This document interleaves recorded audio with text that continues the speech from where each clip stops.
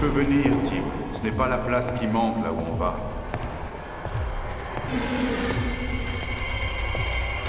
Venez avec moi en un lieu rempli de merveilleuses contradictions. Un lieu silencieux comme une pierre et néanmoins tumultueux et vivant. Un lieu débordant d'une paix indicible et sans limite. Venez avec moi au cœur même des ténèbres, en un lieu dont les habitants sont condamnés à la solitude.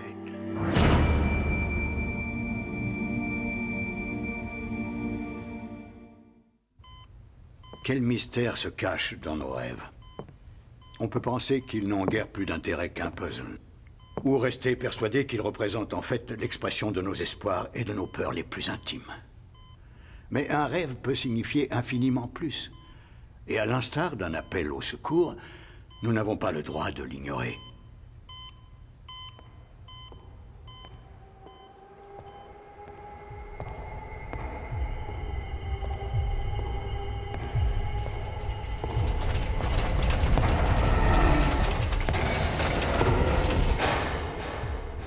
Réveille-toi, Godman. On a du boulot. Tim Goldman ne s'était guère penché sur la signification des rêves. Bonjour. Il consacrait son énergie à survivre à un cauchemar permanent. Celui du travail harassant qu'exigerait le passage de son internat. Nous sommes en face d'un cas relativement banal. Douleur thoracique, nausées, souffle court et transpiration anormale. L'un d'entre vous a-t-il un diagnostic? Est-ce que l'un de vous dispose d'un cerveau? Les internes, décidément, développent leur nullité chaque année. Ces symptômes sont plutôt génériques, Dr. Rourke. Et alors? Je suggère un complément d'analyse dans ce cas. En chirurgie, c'est inutile. On ouvre, on explore et on découvre le problème. Si vous voulez faire des analyses, trouvez un job dans un labo. Alors, personne n'avance un diagnostic?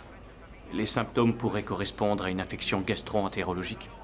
Un possible reflux gastrique dû à la présence d'une hernie hiatale. Félicitations, docteur. Vous venez d'oxyre votre premier malade. Mesdames et messieurs, pendant que le docteur Godman administrait sa thérapeutique, notre malade expirait en fait d'une cardio-ischémie. Ce sont des symptômes identiques pour les deux cas. Godman, je vous demande une faveur. Renoncez à la médecine avant de tuer un innocent pour de bon. Le docteur Peter est demandé à la réception. Le docteur Peter à la réception, s'il vous plaît.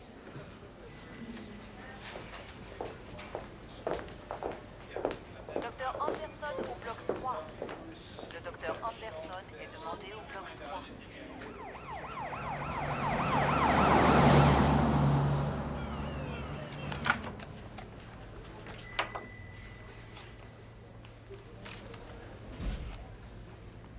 Dure journée, hein. Surtout longue. Je travaille depuis 20 heures d'affilée. Ce n'était pas nécessaire de repasser, Dr. Goodman. Je préfère Tim. Tim. D'ailleurs, je sais bien que votre service est fini. J'ai apporté un nouveau médicament. Tenez. Prenez-en 2 et appelez-moi demain matin. Je croyais que c'était interdit de sympathiser avec les patients. Qui pourrait me le reprocher de toute façon? Notamment l'autre guignol qui ne s'est pas gêné avec vous ce matin. Le docteur Rourke dirige la chirurgie, c'est une légende. Il n'empêche que c'est quand même un guignol. Peut-être que de ma part, c'était idiot d'essayer de le contredire. Même si vous aviez raison. Voyons un peu tout ça.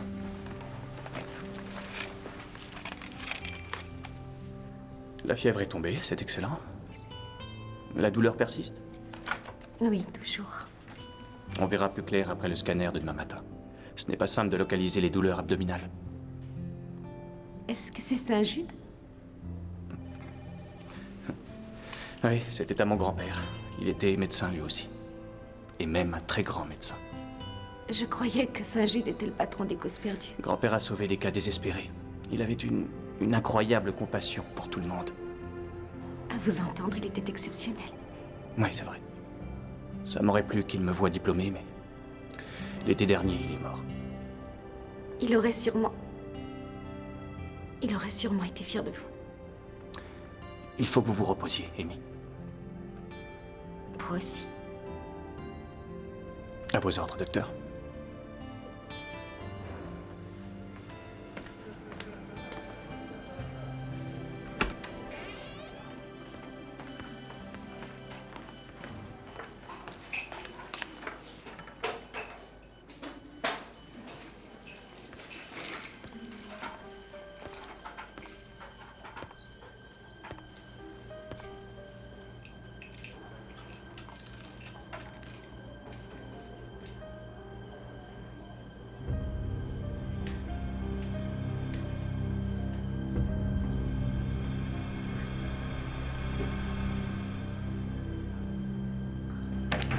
que tu racontes? C'était dans le noir.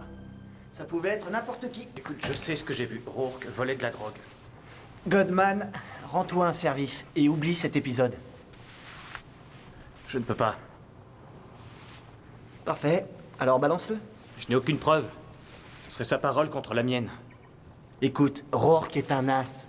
Il est le patron de l'unité chirurgicale. Il travaille 20 heures par jour. Il est stressé en permanence. Alors il a peut-être besoin d'un petit remontant de temps à autre pour tenir. Et d'ailleurs, il n'est pas le seul. Alors tu trouves ça normal? Tim, tu devrais essayer d'être diplomate si tu veux aller au bout du programme. Pour devenir un salaud sans pitié comme Rourke, c'est ça ton idée de la médecine? Non.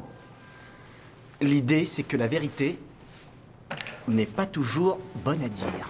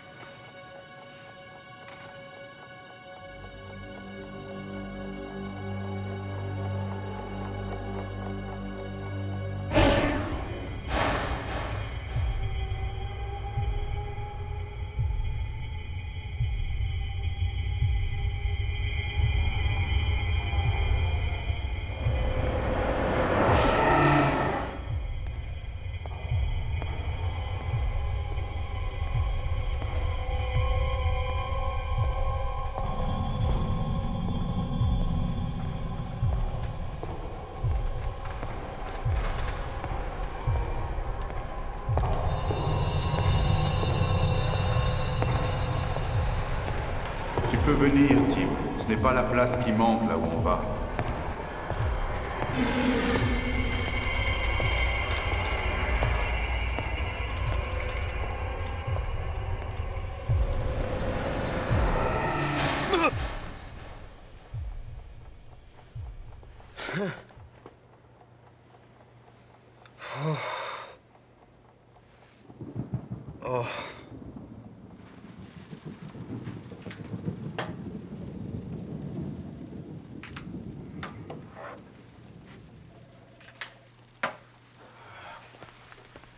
La douche est libre. La terre à Godman. Vous me recevez, Godman? Dis donc, camarade, après 24 heures de boulot, t'as pas réussi à dormir. J'ai fait un rêve. Je voyais le corps d'une fille. On l'emmenait à la morgue. Et en plus, mon grand-père poussait le chariot. Oh, te prends pas la tête. Un rêve n'est qu'un rêve. Mais ça semblait tellement vrai. Bah moi, je vais te ramener aux réalités.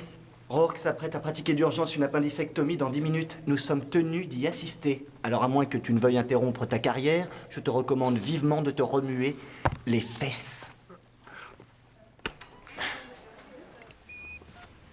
Scalpel.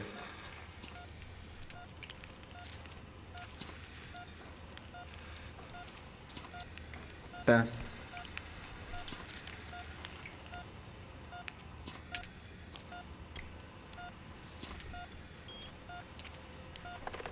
Saturation d'oxygène en chute.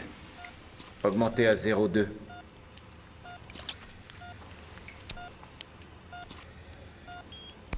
Toujours en chute.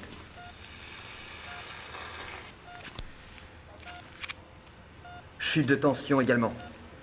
De l'agnacine. Vite. Elle approche de 0. Arrêt cardiaque. Défibrillateur. Envoyé.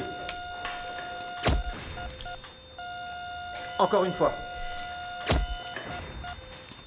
Encore une fois.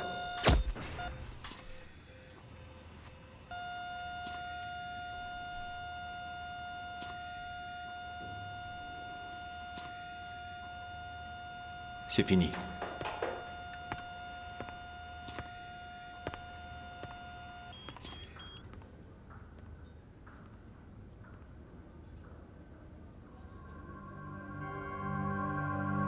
Oh mon Dieu. C'est elle. Mais de quoi est-ce que tu parles? De la petite fille de mon rêve.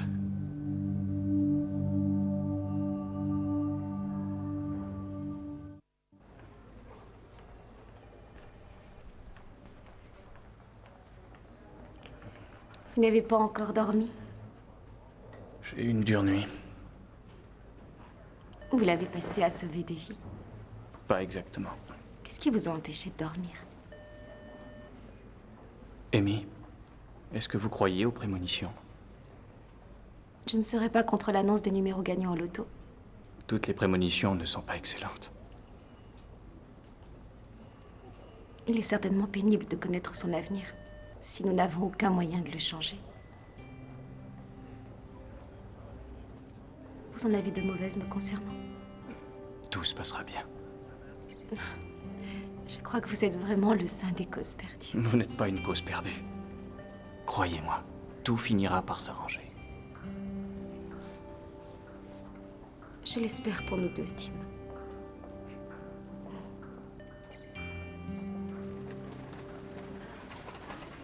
C'est ça. À la cafétéria à 10h. D'accord.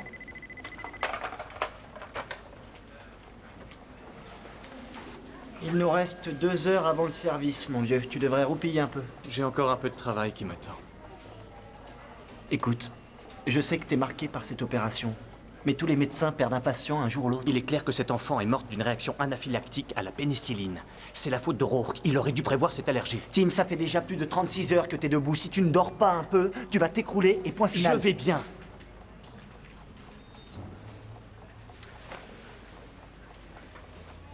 Je pense que tu devrais consulter Wexler. Je n'ai pas envie de voir un psy. Elle te prescrirait un de ces bidules, ça te relaxerait. Je suis sûrement une espèce assez rare ici, mais je n'aime pas ce genre de drogue. Tu as la frousse d'avoir encore une de tes prémonitions. Je t'ai dit que j'avais du travail, alors fous-moi la paix. Bon.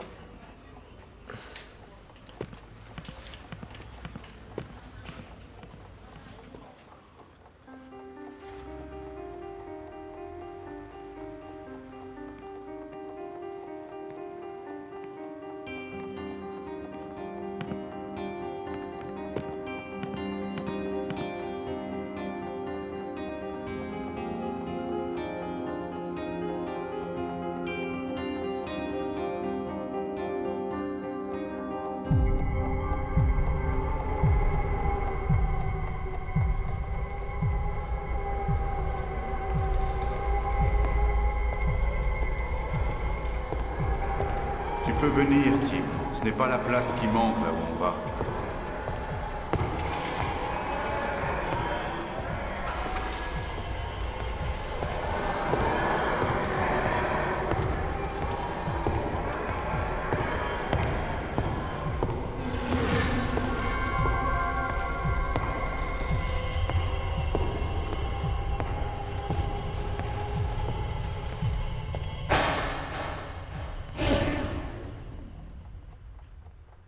Non. On demande une infirmière au bloc 3. Amy.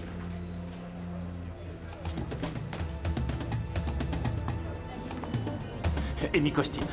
Je peux savoir où elle est? On l'a emmenée d'urgence pour une opération de la vésicule biliaire. Et qui l'opère? Le docteur Rourke.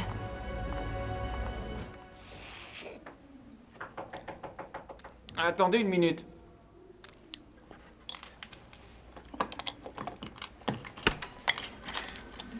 J'avais dit attendez une minute. Je suis au courant pour cette opération. Puis-je savoir de quoi vous parlez? Amy Costin. C'est une opération trop risquée. Vous me dites à moi comment pratiquer la Elle médecine? mourra sur la table, c'est tout ce que je dis. Mais pour quel motif? Nous n'avons pas encore identifié la cause de son mal. Je l'ai fait. Nous avons un autre moyen et une laparoscopie serait beaucoup moins risquée. Je connais votre problème, Godman. Vous n'avez pas suffisamment de cran pour faire un docteur. Alors fichez le camp de mon bureau et laissez-moi faire mon travail. Êtes-vous sûr d'être capable de faire cette opération, docteur? Que voulez-vous dire par là? Je crois que tous les deux nous savons ce que je veux dire. Sortez immédiatement de mon bureau. Docteur Rourke, je vous prie instamment de renoncer à cette intervention car je sais que vous allez tuer Amy comme vous avez déjà tué la fillette. Dehors, tout de suite. Sinon, j'appelle la sécurité. Je vous demande de me croire, je sais qu'elle va mourir. Allô, standard? Envoyez-moi la sécurité. J'ai un problème dans mon bureau.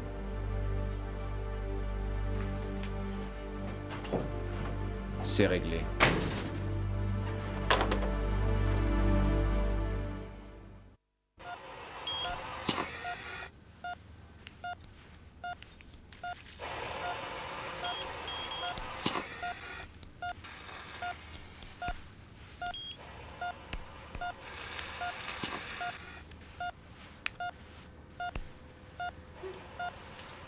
Ciseaux. Pauvre abruti. Qu'on m'apporte tout de suite d'autres ciseaux.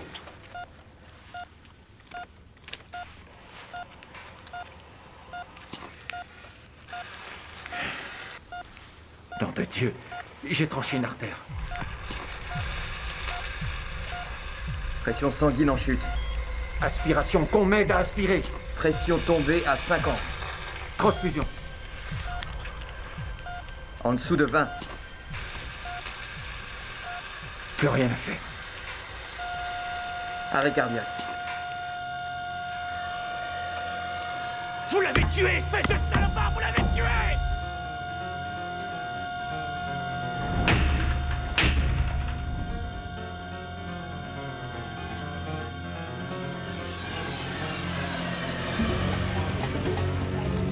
Assassin! Je vous avais dit de ne pas l'opérer! Vous avez dit qu'elle allait mourir, mais vous avez refusé de m'écouter! Cette salaud n'a rien voulu entendre! Assez, Vous avez tué, mais quand vous avez tué cette petite fille, je sais pourquoi vous en êtes arrivé là! Je le sais! Je vous ai vu!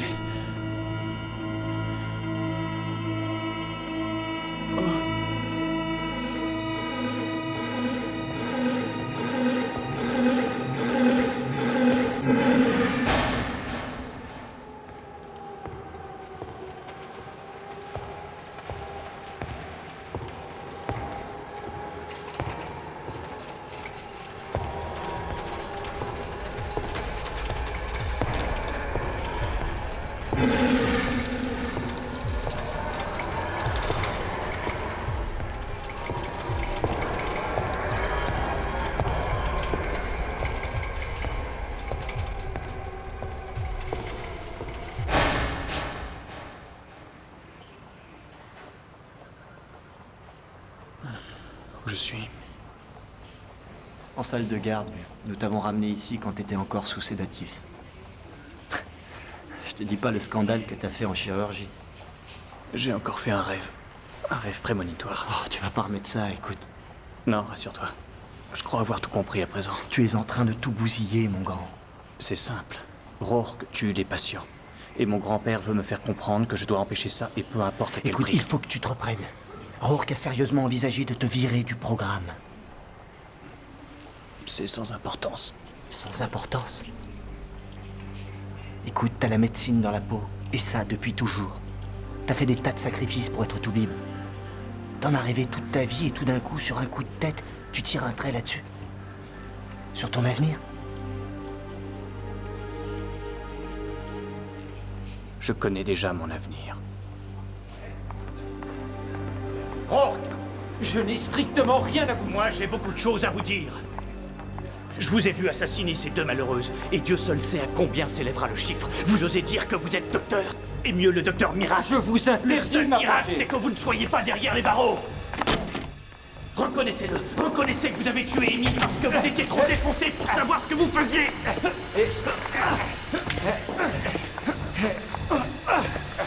Tenez, voilà la preuve. Donnez-moi ça. Non!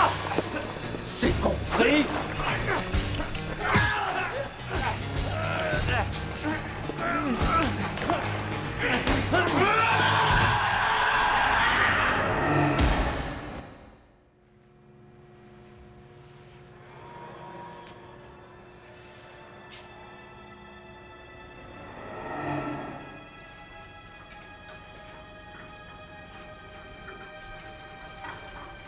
Bien qu'on ne puisse prouver que les rêves soient annonciateurs d'événements à venir, et pas davantage qu'il existe un saint patron, protecteur des causes perdues,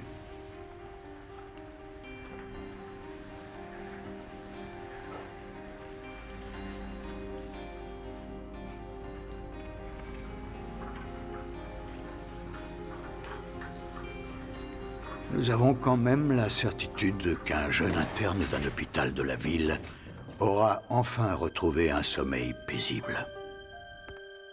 Du moins, pour l'instant.